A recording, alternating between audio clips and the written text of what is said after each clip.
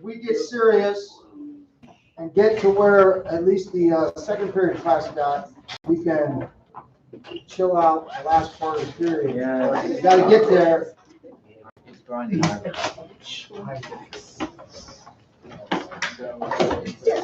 We should put the slide up all the way and have it right down. No, that's not the way it works. I'd be playing school. You write, you see the slide, you write the slide, you listen, you ask questions, there's back and forth. We don't play school. We play. No. You play school. Maybe. All right. This whole part of American history is known as. Reconstruction. Thank you. Some people hesitate. Nice job, Blake. Reconstruction. What are we reconstructing? We're reconstructing the South, that geographic area of the country, but we're also reconstructing really the whole nation.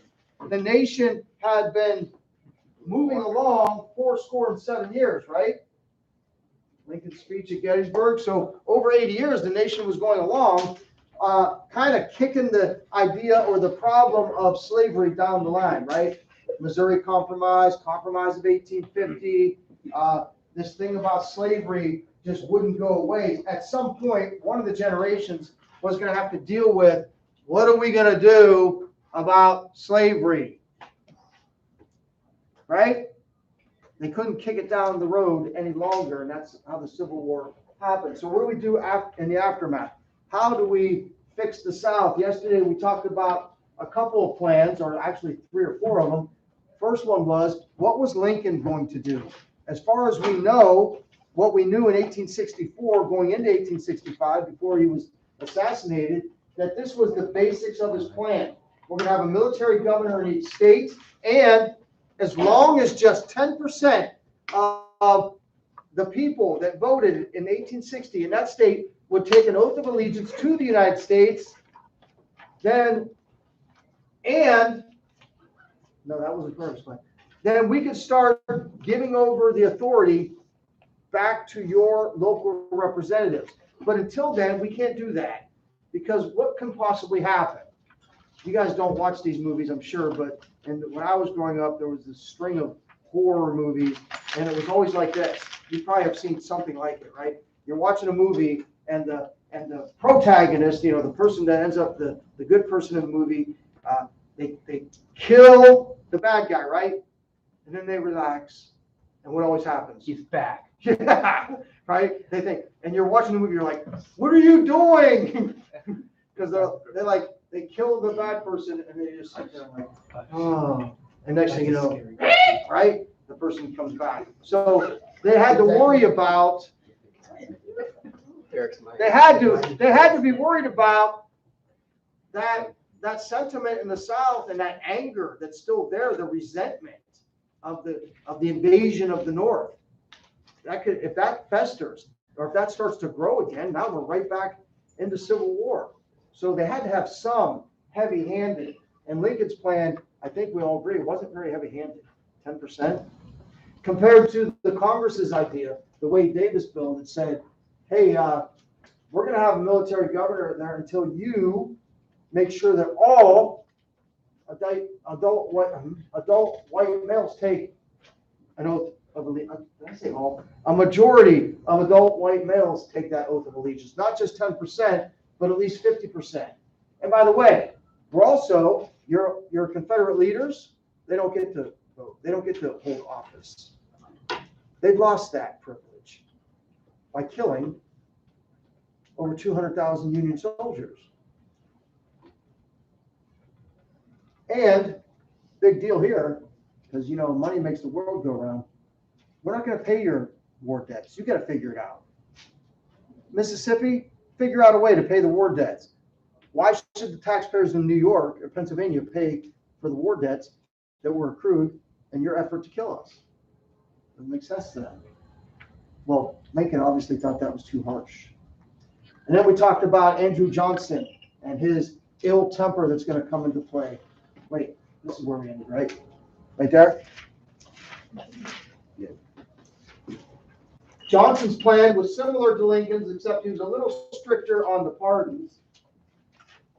He did agree that it was the president's job to clean up, not the Congress's job. The Congress's plan was for military reconstruction, and they passed this. They didn't like Johnson. First of all, they're radical Republicans. This new Congress are radical Republicans. Why radical?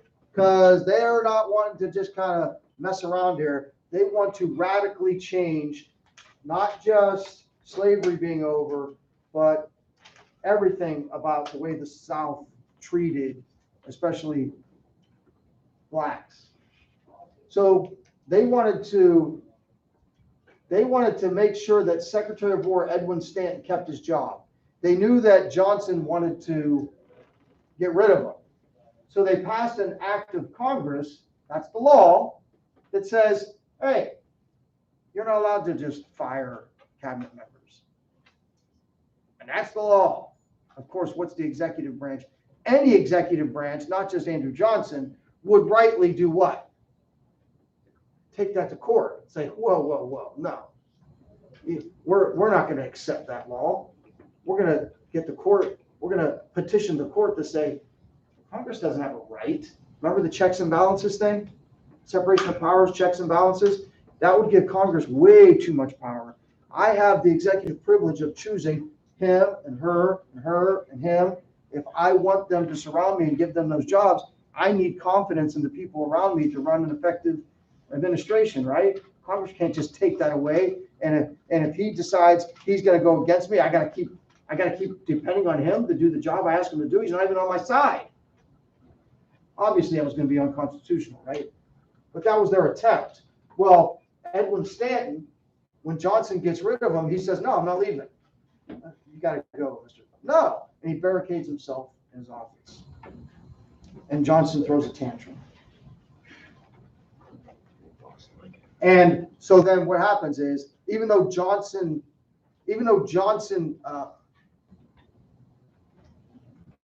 wins that battle,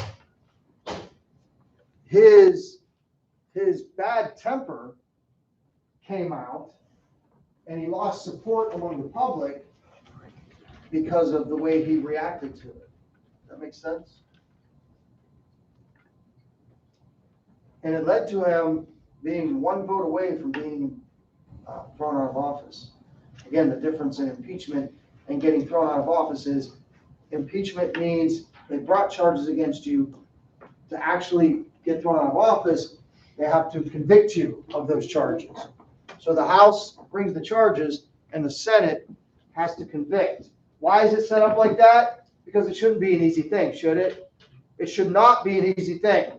Contrary to what you've witnessed the last 3 years of your life as you're growing into young adults, it should not be an easy thing.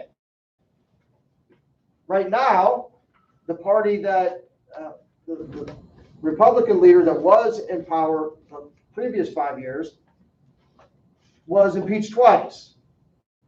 There are some people in the Republican Party that say, okay, look what this guy's doing. But it shouldn't be an easy thing. No, it shouldn't be an easy thing. It's unfortunate that you're growing into young adulthood thinking, oh, anytime we don't like the president, we'll just impeach him. Oh, I don't like that tweet. Get out of here. That's almost what it seemed like. Well, there should be much more deliberate consideration of going to such an extreme position of saying, we're going to overrule the vote of the people because we don't like what the guy's doing. I mean, there's got to be really solid reasons, like high crimes and misdemeanors is what's in the Constitution. So, like, for instance, would I be for impeaching Biden? No, not yet anyway. Not until something's like proven, right? You can't just willy-nilly impeach people. That just that destroys the whole fabric of what the Republic is supposed to be about. But he almost did get impeached. One vote saved him. And that brings us to, speaking of the Constitution, there were 3 amendments passed between 1865 and 1870 that we call, you'll either see them called the Civil War Amendments or the Reconstruction Amendments. Amendments 13, 14, and 15.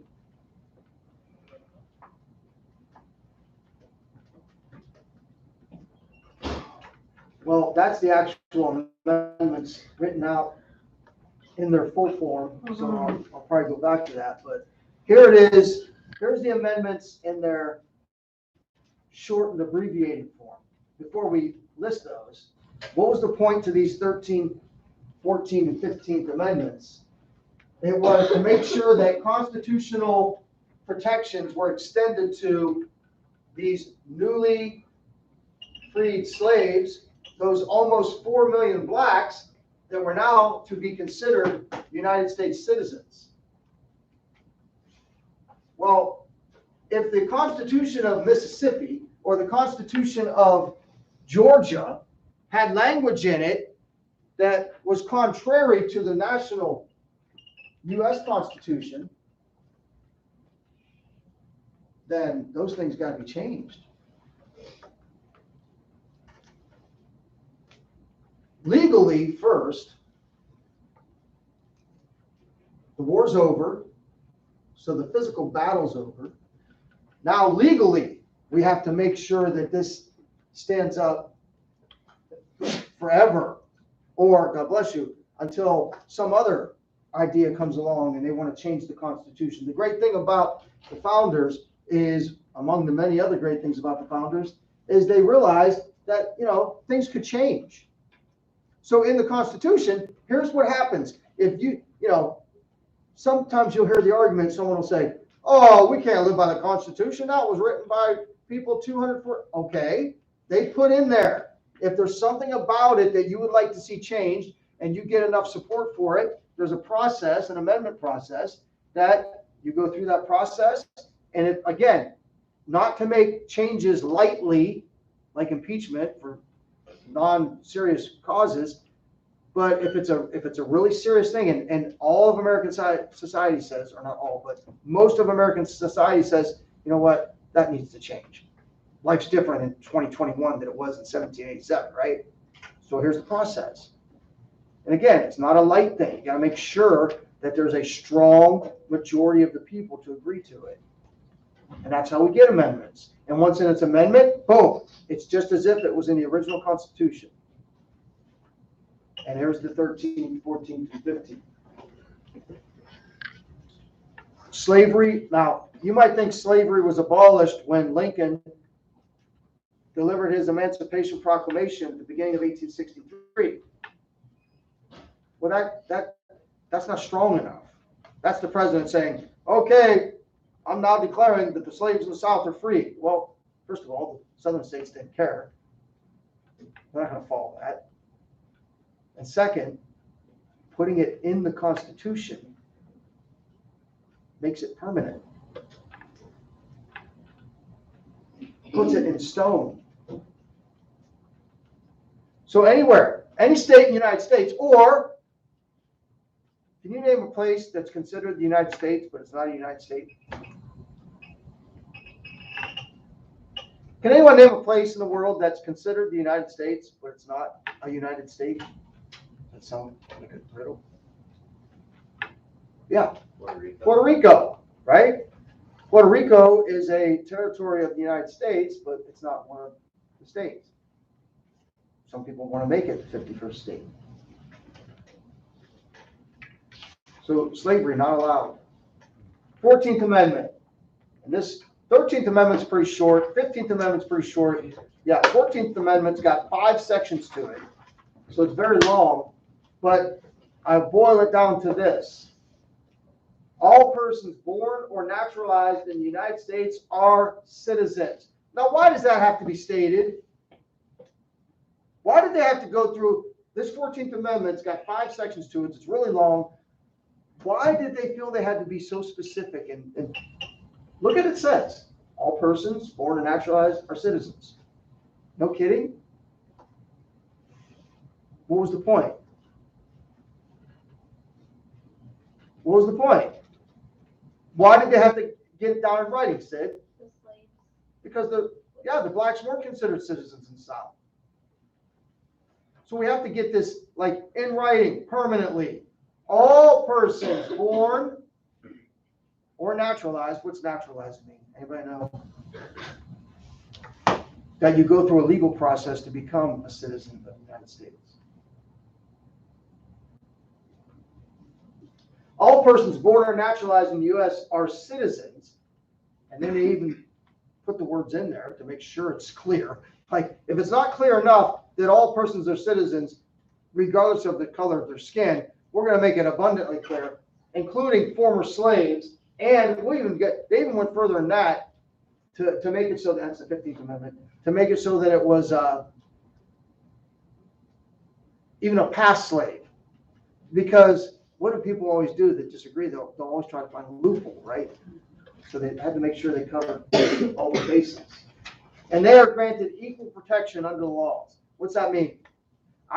They cannot be treated differently because of the color of their skin, and this gets extended, and this 14th Amendment gets used all the time now. It was intended to make sure that former slaves are considered citizens. But in the last 150 years, I mean, people use the 14th Amendment a lot because of this equal protection clause. You can't discriminate against someone because you don't like them, whether it's the color of their skin or their gender.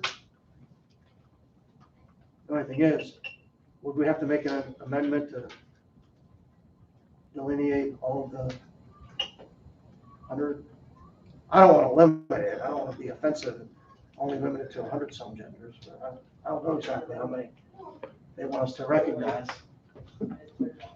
Imagine that, an amendment to make sure that all of does anybody know how many genders they're trying to say there?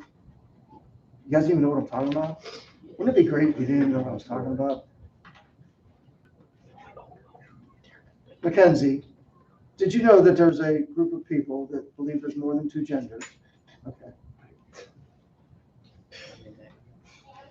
Well, I got to rephrase that. I don't think they believe. I got to rephrase that. I'm not sure they believe that. Do you know that there's people that are pushing for the recognition of more than 2 genders? Because who knows what they really believe when they really think no one else is around, besides pushing for some political thing. I wouldn't want to offend them and say they really believe it.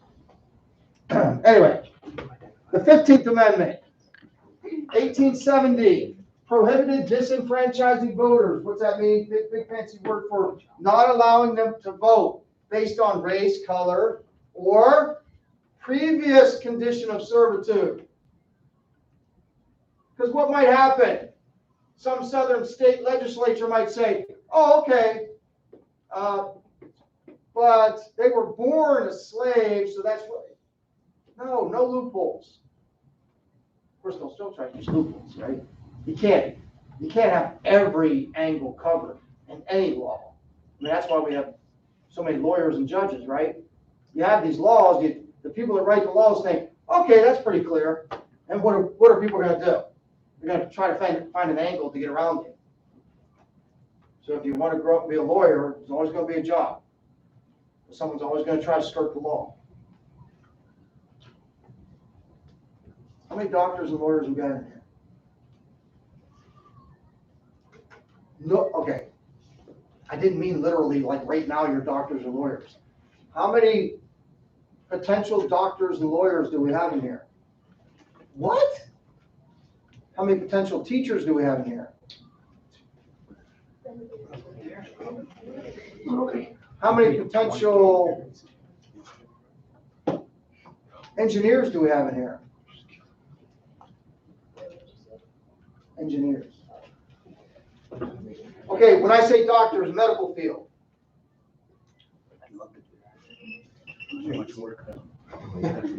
How many young people that have no clue what their future holds do I have in here?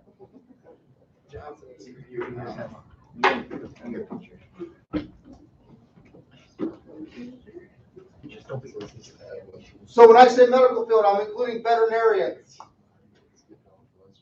Jimmy, dude, you want to be better than me? Oh, somebody. How many future clergy do you have in here? Jarrett, you're really good at that stuff. Pastors, ministers. Not for this. Yeah.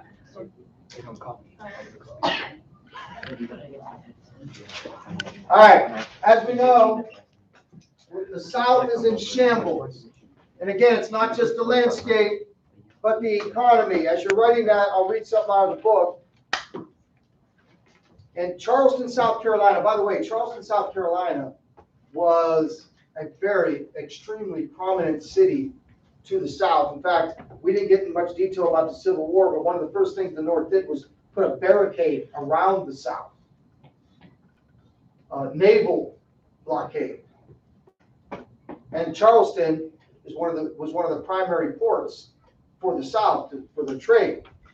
Charleston was a very important economic city for the South, and this is what someone reported. Vacant houses, widowed women, rotting wharves, deserted warehouses, weed-wild gardens, miles of grass-grown streets, acres of pitiful and voiceless barrenness. Charleston, South Carolina is a wasteland. One of the major arteries of the South economy is a wasteland in 1865.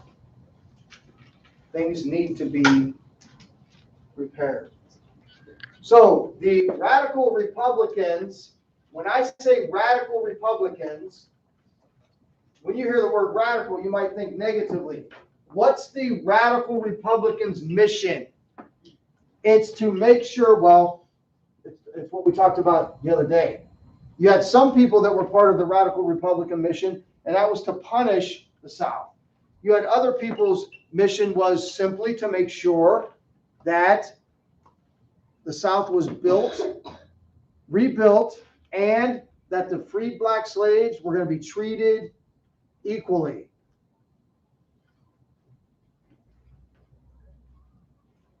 Again, there's great opposition in the South. They don't want to accept defeat.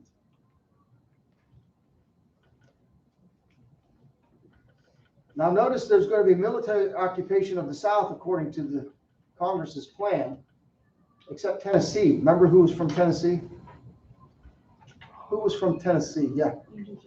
Johnson. That Democrat from Tennessee. Well, they had been ahead of it. They fixed what needed to be fixed.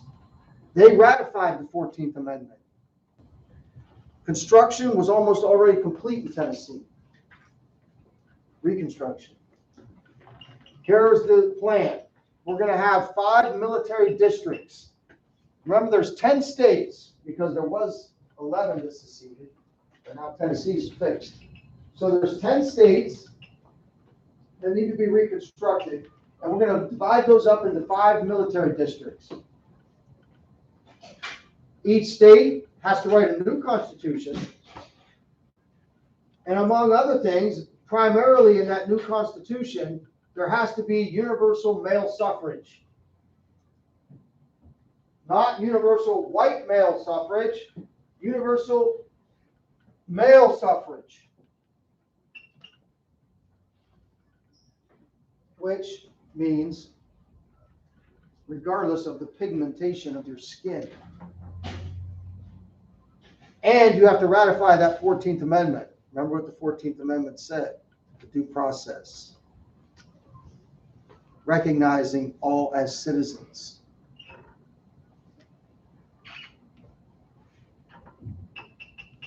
Those of you that were in 5th grade together know that 70 years after this, in Roll of Thunder, they were still dealing with not really being free. Even though all the laws were in place, the people, 2 generations later, we're still not accepting defeat in the South. And we're trying to exact revenge or not treat black people as equals.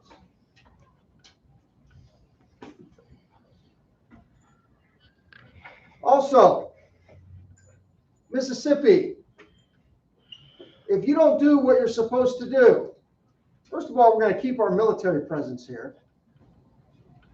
You realize that's going to make some people even more mad, right? Right? You got the really extreme people in the South that don't want to give up, and how mad they would be every day they wake up and they see Union soldiers in their town.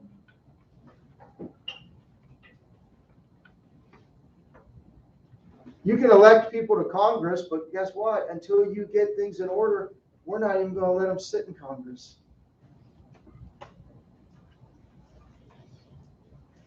This sounds heavy-handed, but again, what's their mission?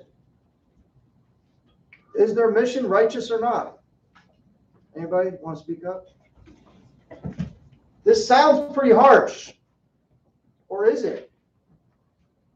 What's the mission? What are the radical Republicans in Congress trying to accomplish? Unify the North and South.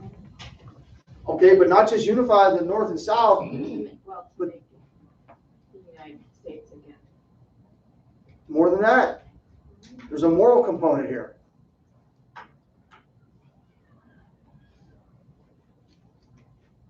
What are they trying to ensure? I've been talking about it the whole morning so far. They want to unify the country again. What are they trying to, but in unifying it, what's the moral component? That everybody has peace in that country, live together without affecting Okay, we're getting closer. When you say everybody, who's everybody? states. Blacks, former slaves, right? If you're a citizen of Mississippi or Georgia or South Carolina, and you're like, they shouldn't be down in my state. Was their cause right or not?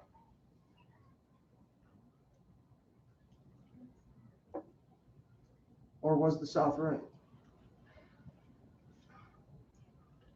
Or could both of those two coexist?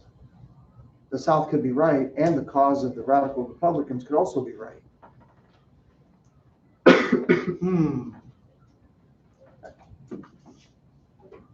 The mission, as heavy-handed as it might seem to the South, is to make sure that slavery never gets reinvigorated. Because there are so many plantation owners in the South and people that are so mad they got defeated. If given the chance, they would immediately have sent these people back onto the plantations and forced labor. Of course they would. They had to surrender militarily, but they weren't surrendering ideologically. So this has to happen, according to these radical Republican congressmen, because they know what will happen if they're not this heavy-handed. The idea is that all men should be created equal. What do our founding documents say? We hold these truths to be self-evident, that all men are created equal and endowed by their Creator with certain inalienable rights. Among those are life, liberty, and the pursuit of happiness. All men are created equal. You don't get to pick and choose based on how much melanin's in their skin. So finally, 80 years, 87 years after we established this greatest republic, greatest country in the world, we have righted the biggest wrong. And if we don't really go down there and enforce, then it's going to be for nothing. Imagine if they were like, okay, the war's over, now you guys just clean up, and they left. Be like Afghanistan, related to today's history, right? Spent 20 years in Afghanistan trying to establish hey, don't you guys want democracy and have peace? And we had peace for long. As soon as we leave, then the Taliban takes over. Of course they were going to. As soon as the North left, what were the Southern people going to do? Go back to that way of life. They weren't going to protect the rights of black people. They saw them as lesser, obviously. So it would have been all for nothing. Imagine that. All right, we'll pick up there tomorrow. You guys want to-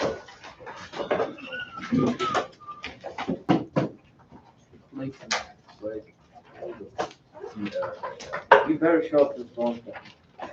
What's that? You better show up to the phone. Well, here's the hope. TC Cappy, running back for Hubbard. Supposed to be a beast, right? Hubbard 6-0, Lakeview's 0-6. So TC Cappy just runs wild and Hubbard's winning 30-some nothing at halftime. Then we get a running clock and we might get out of there. That's better than. Boy.